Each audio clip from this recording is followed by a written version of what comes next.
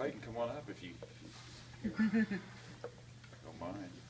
Let me just say that last year we got to celebrate the 10th anniversary of the Moment of Silence Law, Texas Moment of Silence Law, and this is something that we worked very hard on my first session when I came into the legislature, and we wanted to not only have a minute of silence but have the Texas Pledge.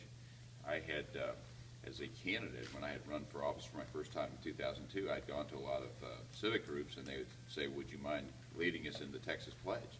And you know, when you're a brand new candidate and you didn't grow up saying the Texas Pledge because we didn't have it in school, you know, that's one of those things where everyone's like, that you start the pledge and then the microphone sort of slips away, and you hope the crowd will pick up the pledge. And so it's nice now when I go to a lot of groups that young people particularly know the Texas Pledge because they grew up saying it.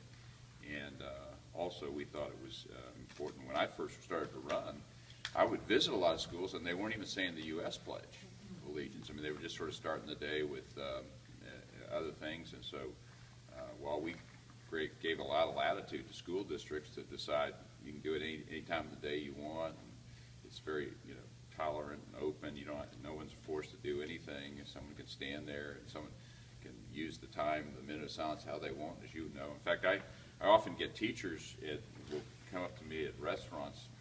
I don't know why at restaurants, but and they'll say, you know, I'm a teacher and I really like that moment of silence. And one of the things that has really helped is it really calms everything down. So we start off sort of calm and peaceful, and so it's one of those, you know, serendipities that we didn't really think about that we get compliment on. But anyway, so last year was the 10th anniversary, and so when I saw the news story and saw the picture that the photograph that everyone's on, you know, we happened to be in Houston for other meetings today, so we wanted to come by and, you know, recognize you. And this, to me, this is part of the, you know, we're slightly past the, but we're in the same school year of the 10th anniversary of the legislation, and so for me, this is a moment where we can see the fruits of, you know, sometimes when you pass legislation, you never know how it's going to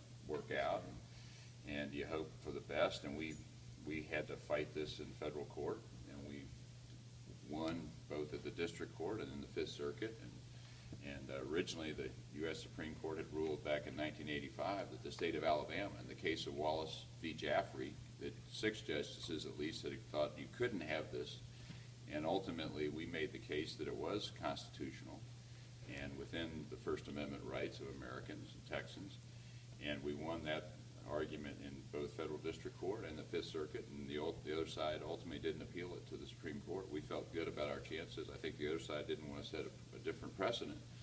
And so today, in Texas, 5 million school children have a moment of silence, just like here at, I guess, 1,850 at your school. And but what we didn't know is whether it was the serendipity about calming the day down. What we didn't know is that former students and graduates and employees, staff members, would continue to take time out from their job, even while they didn't have to, and be respectful to their own faith and of our country and our state. And so for you to, Clayton, to show that sort of leadership when no one was looking, that to have that sort of integrity and patriotism and concern for your own values and faith, that's the sort of leadership that's the best example, right, teachers, of someone leading by doing. And so